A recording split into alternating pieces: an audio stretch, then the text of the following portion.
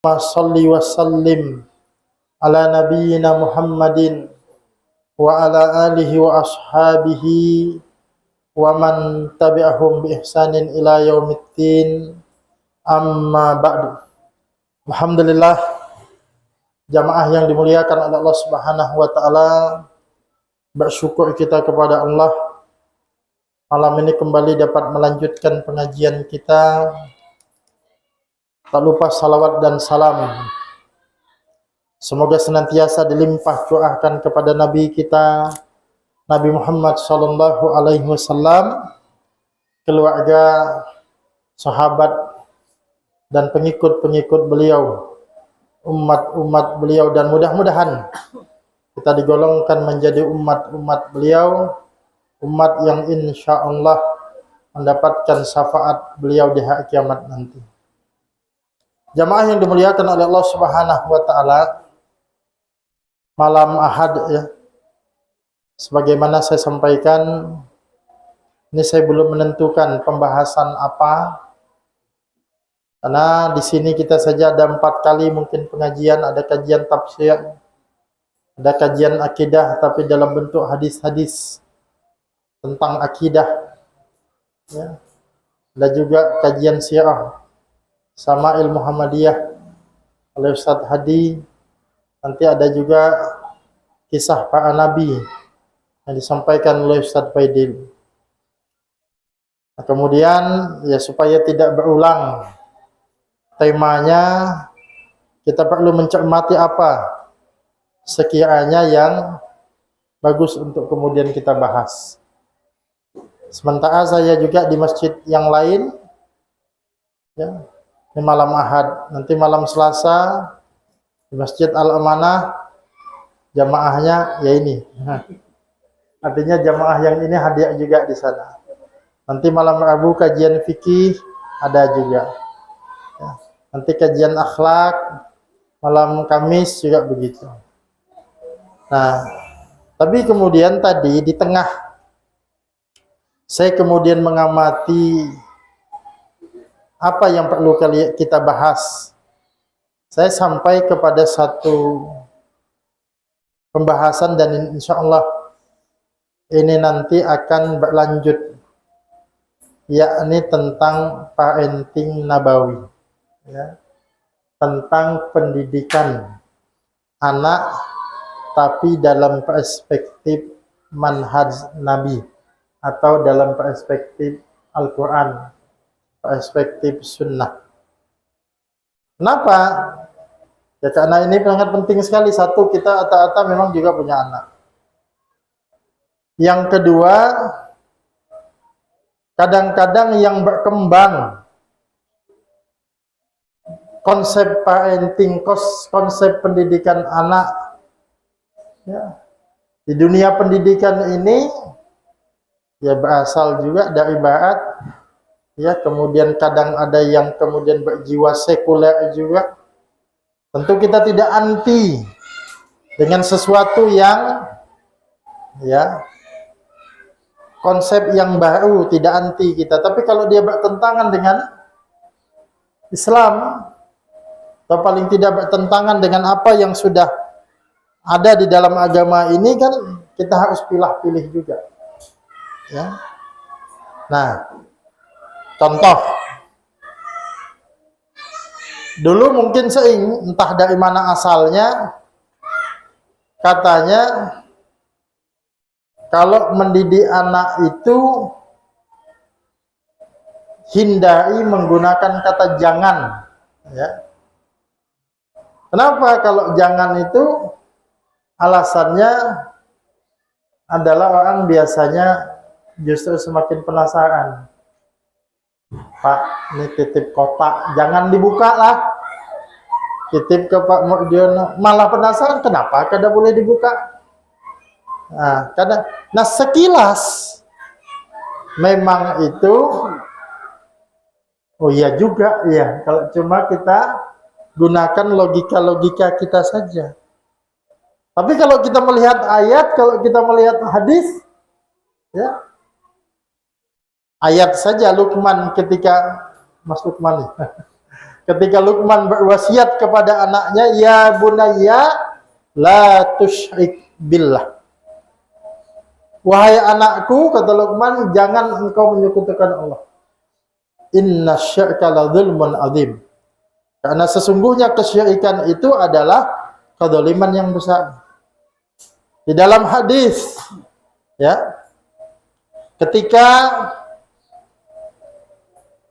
bahkan ini anak-anak kita yang SD banyak kan menghafal hadis tentang la taqdab walakal jannah. Jangan marah, niscaya bagimu surga. Kan kata jangan juga. Ya. Belum lagi nanti jangan saling mendolimi, ya. Di dalam Al-Quran banyak wala taqfu ma laisa laka bihi ilm.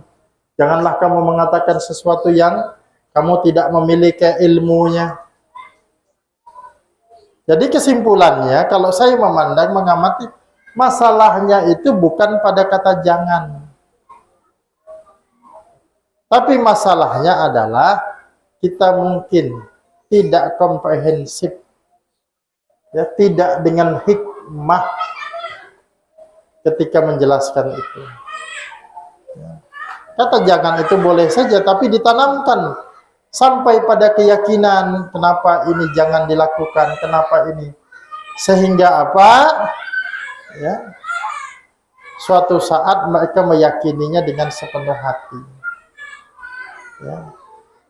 Sebab kalau kita mengatakan menghindari mengatakan itu, ya, sebab suatu saat nanti mereka juga akan ketemu dengan yang lain. Ini contoh, nanti kita ini ya, apa namanya, kembangkan konsepnya. Begitu juga bahkan di sebagian mungkin TK-TK, ya, kecuali TK-TK Islam, TK-TK umum, bahkan mungkin TK-TK modern, itu katanya jangan ajarkan anak, ya, menghafal waktu kecil. Tapi justru ulama-ulama kita, Imam Syafi'i saja hafal Quran, ya, usia 7 tahun. Justru menghafal sejak kecil itu diperintahkan. Katanya nanti dia akan stres, ya, kalau kita dengan sambil ngapal sambil ngancam-ngancam dia, ya stres dia. Itu jangankan yang kecil, yang besar pun stres, Pak. Ya. Anak SMA, anak SMP yang tua, kalau kita wajibkan juga kemudian menghafal, kalau dengan ini kan susah juga. Jadi letaknya itu bukan persoalan menghafalnya. Sehingga kadang-kadang di tengah pendidikan kita juga terjadi miss. TK katanya jangan dulu diajarkan membaca karena memang happy, supaya mereka waktunya main-main. Tapi SD kelas 1 dikasih buku paket suruh baca, repot kita kan. Jadi kesimpulannya masuk SD ini sudah bisa baca apa belum sih? Ya. Nah, konsekuensinya kan kalau oke lah kita terima misalnya TK itu belum harus baca, ya SD kelas 1 ajarin baca. Coba kadang-kadang asumsinya kelas 1 masuk itu sudah bisa baca. Tapi menurut saya justru kemudian membaca itu, ya, anak-anak kita, anak-anak saya khususnya masuk SD atau bisa baca dengan bukan sesuatu yang sulit. Ada buku, nah ini yang punya anak, buku bagus ya, judulnya Anak Islam Suka Membaca. Itu orang Indonesia disusun, kalau tidak salah penerbitnya Pustaka Amanah. Itu 5 jilid, itu diadopsi dari Iqra, maksudnya modelnya itu. Jadi langsung, metodenya langsung, ya. A, ya, nanti ketemu ba, B, tapi dalam bentuk tulisan, bukan tulisan Arab. Itu cepat anak bisa baca. Jadi saya katakan bahwa bukan menghafalnya, bukan membacanya yang salah.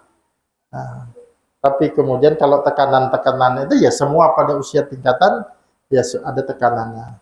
Nah, karena kadang-kadang kita tidak bisa memilah itu, maka kita perlu belajar.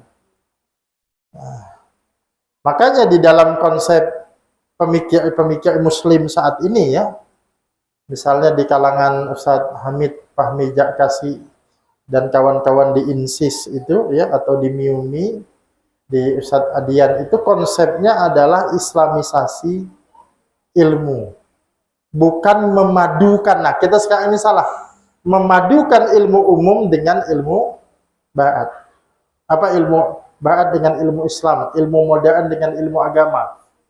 Kalau konsepnya bukan memadukan. Kalau memadukan itu ada yang datang dari konsep luar Islam, kita terima, dari Islam kita terima, kita gabungkan. Padahal belum tentu semuanya cocok. Belum semuanya kompatibel. Nah, dalam konsep pemikir Muslim hari ini yang Hanif ya, itu konsepnya adalah islamisasi ilmu. Maksudnya konsep islamisasi ilmu itu bagaimana? Ada ilmu dari luar kita tidak anti, tidak kita tolak, kita terima, tapi kita islamisasi dulu. Sehingga kalau sudah kompatibel dengan ilmu Islam, sudah sesuai, baru kemudian kita terima. Nah, itu konsep sederhana dari islamisasi ilmu. Nah, dalam semua cabang mesti begitu. Termasuk dalam ilmu parenting, tentang ilmu pendidikan, ya jangan semuanya kita terima juga. Tapi tidak anti juga kita langsung tiba-tiba ujuk-ujuk menolak. Tapi ada konsep yang namanya islamisasi ilmu. Ini ada metode nih bagus begini. Kita lihat cocok enggak dengan Islam. Diterapkan kalau cocok. Kalau tidak, apa memungkinkan masih metode ini dimodifikasi sehingga sesuai dengan Islam. Itu yang namanya islamisasi ilmu, bukan sebatas integrasi ilmu. Kalau integrasi tadi itu digabungkan, dua-duanya diterima. Kalau islamisasi ilmu, ada proses, kita penyaringan dulu. Kalau kompatibel, kita terapkan. Ya. Tapi kalau tidak, ya tidak bisa dipaksa, karena Islam punya karakteristik sendiri. Nah, baik jamaah yang dimuliakan oleh Allah Subhanahu wa taala, di judul ini tulisan saya, materi saya sudah cukup lama ya.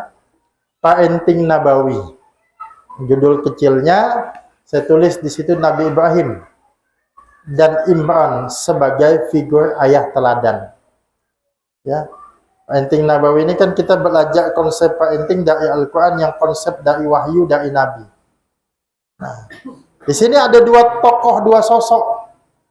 Nabi Ibrahim, ya, satu sosok, dan Imran, yang kedua-duanya disebut di dalam Al-Quran sebagai figur ayah teladan. Nah, ini berangkat dari satu ayat, yang ayat ini biasa dibaca ketika acara akikahan atau tasmiyahan, ya, selalu dibacain, ya.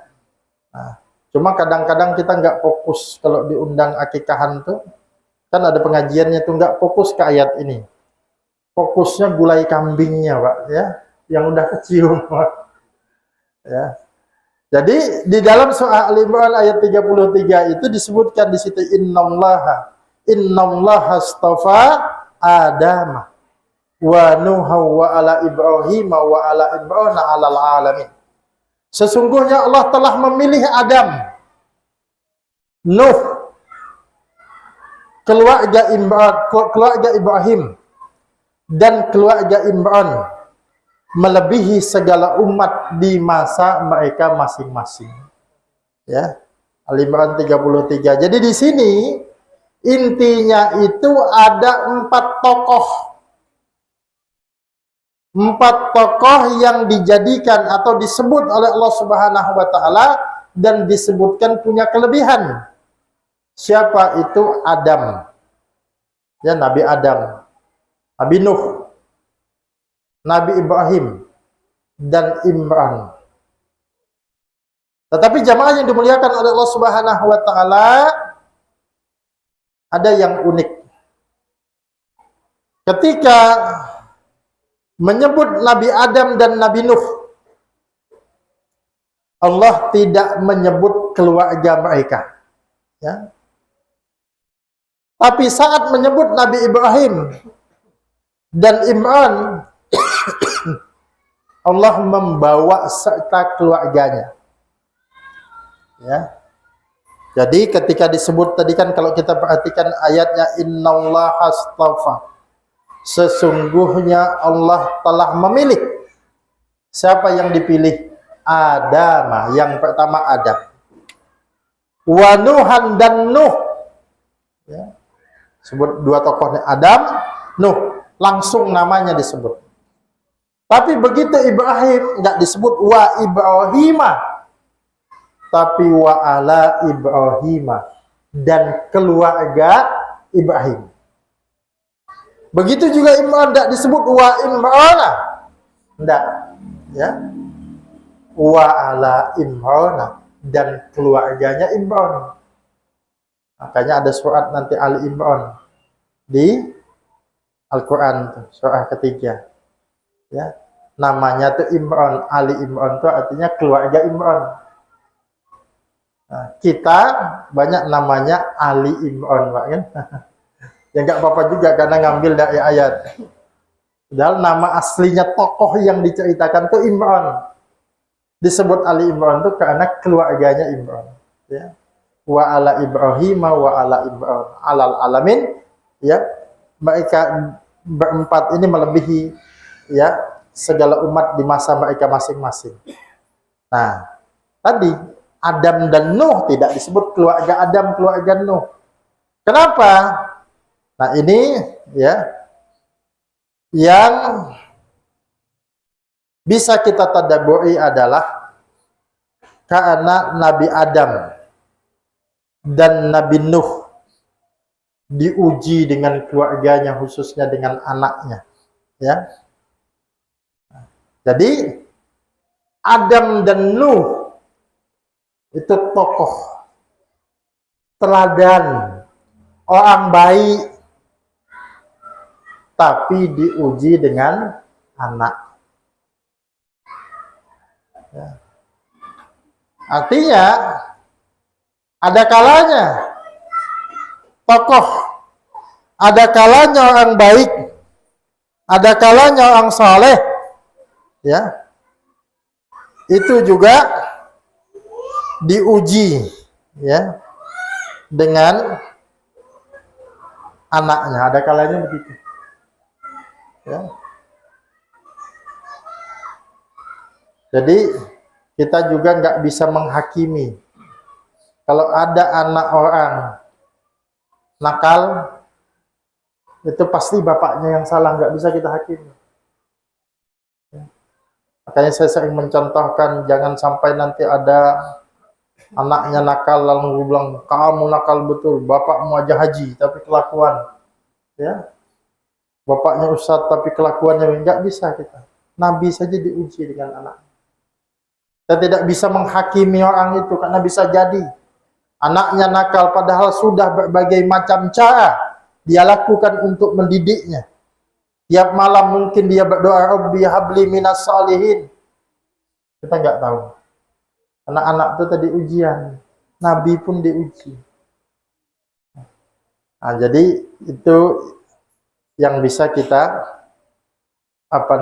tadabburi. Orang besar kadang diuji dengan anak. Tapi dengan disebutkannya keluarga Ibrahim dan keluarga Imran, ini menunjukkan seolah-olah Allah ingin menyampaikan kepada kita, kalau ingin belajar sosok keluarga, bagaimana membangun keluarga, belajarlah kepada dua profil keluarga, yaitu keluarga Ibrahim dan juga keluarga Imran. Belajarlah kepada keduanya. Nah, jadi dua sosok. Makanya tadi di judul kita mengambil tema Nabi Ibrahim dan Imran sebagai figur ayah teladan. Ya, karena kebetulan di sini disebut ya laki-laki, berarti ini menunjukkan ini ayah. Jadi kita mau, nih yang hadir ini kan kecuali santai, kita yang depan ini kan ayah semua. Jadi kita coba belajar di situ. Coba ada yang unik. Ya, nah, tadabbur itu gitu. Jadi salah satu metode pembelajaran, bahkan ini metode disebut langsung dari Al-Quran, ini kita coba menggali, kalau bahasa ininya, bukan sebatas menggali yang tak suat, tapi juga menggali yang tak siat, tadabbur. Kalau sekilas kan ayat ini kita baca, oh ya, Nuh, Adam, Ibrahim, Imran itu orang-orang baik, maka telah. Tapi kalau kita ini, kita coba gali apa yang unik, apa yang menarik. Nah, yang menarik di sini dua sosok disebut, keluarga Ibrahim dan keluarga Imran. Tapi ada perbedaan dari kedua sosok ini. Apa perbedaannya? Kalau Ibrahim, keluarga Ibrahim itu keluarga Nabi. Ibrahim Nabi. Imran bukan Nabi. Nanti, kalau cuma diambil contoh itu keluarganya Ibrahim, kita akan bilang wajar lah, Nabi, kan gitu. Kalau kita ini susah. Tapi Imran bukan orang Nabi, bukan Nabi. Disebut namanya di dalam Al-Quran. Artinya, nggak alasan juga harus jadi Nabi. Itu satu. Ibrahim itu keluarga yang pindah-pindah. Nabi Ibrahim sejarahnya kan pindah-pindah Babilonia ke Palestina sampai kemudian Ismail ditetapkan di mana, di Makkah, ya kan pindah-pindah. Imran menetap seputaran Masjidil Aqsa. Ini juga supaya tidak ada alasan kita susah Pak, saya didik anak, ya saya ini PNS dipindahkan, dimutasi terus. Saya ini tentara, dimutasi terus. Kalau zaman sekarang masih enak ya. Apa namanya? Kebanyakan pegawai daerah. Kalau zaman dulu waktu saya kecil itu kan PNS itu guru itu dikirim dari Jawa, Pak. Tidak dari Jawa. Nanti dimutasi itu lintas. Ya. Provinsi. Ya. Nah, artinya apa? Ini lihat Nabi Ibrahim berpindah-pindah nih. Terus saya menyampaikan pengajian di satu tempat. Pernah ada yang kemudian bertanya, Ustadz, itu kan ini ada ibu-ibu yang ikut. Kebetulan ibu-ibu ini, apa istilahnya orang itu, dia membesarkan single parent ya. Membesarkan anaknya itu sendirian aja. Sudah meninggal suaminya. Padahal di sini figur ayat teladan gimana? Ya. Nah, kalau kita ambil di sini kan bahwa figur ayah itu penting. Tapi Nabi Ibrahim itu kan tidak stay juga langsung selamanya dengan anaknya. Buktinya Ismail kecil ditinggal oleh Nabi Ibrahim. Belum lagi kalau kemudian kita membaca kisah-kisah para ulama, nggak semuanya juga itu lengkap ayah ibunya. Contoh anak yatim yang berhasil itu adalah Imam Syafi'i. Ya. Itu dibesarkan oleh ibu. Makanya kita banyak cerita dapat bagaimana Imam Syafi'i mendidik anaknya. Kan gitu. Artinya maksud saya, jangan kemudian ini dijadikan alasan juga. Karena kan kita nggak tahu juga keadaan orang. Ya, kalau boleh memilih sih kita memilih ya nggak jauh dari anak, nggak jauh dari keluarga kalau boleh memilih. Ya. Tapi kan pilihan hidup itu beda-beda, Pak. Ada yang terpaksa berpisah jauh dengan anaknya, ada demi apa? Nafkah, kerja.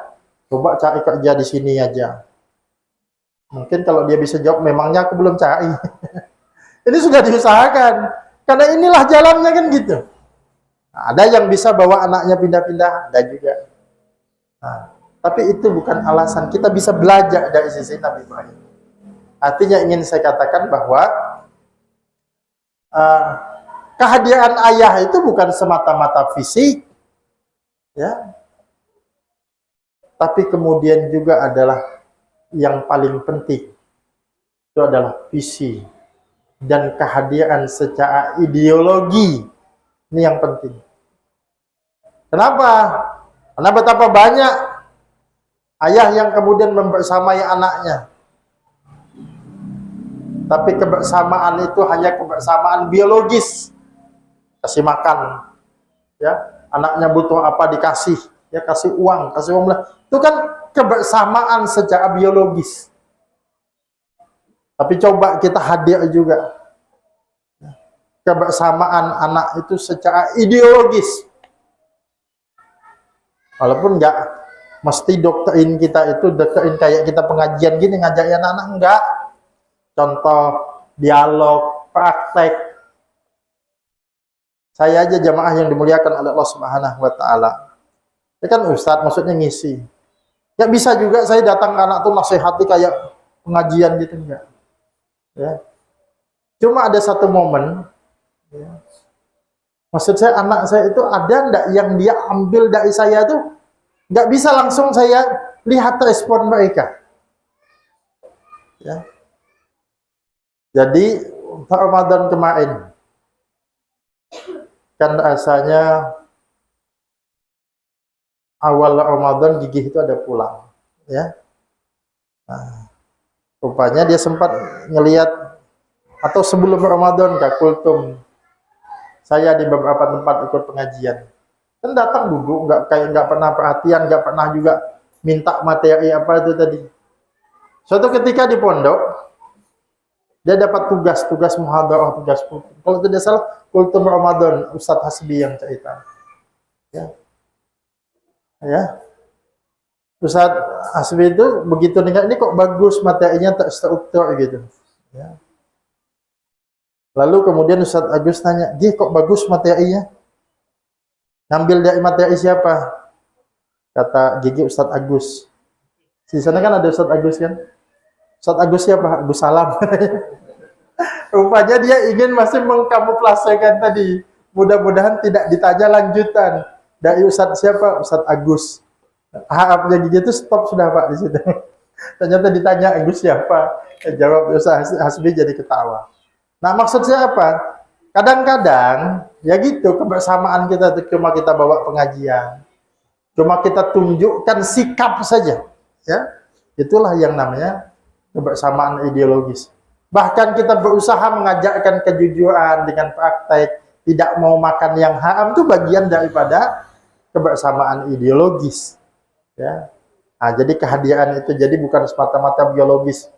Biologis itu ngasih makan, ngasih uang belanja, disekolahkan yang penting SPP-nya. Begitu anak ada masalah, maaf ke sekolah. Kok bisa anak saya ada masalah?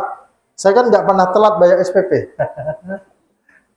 Jadi seolah-olah kalau udah tidak telat bayar SPP, nggak masalah. Nah, itu yang kedua ya.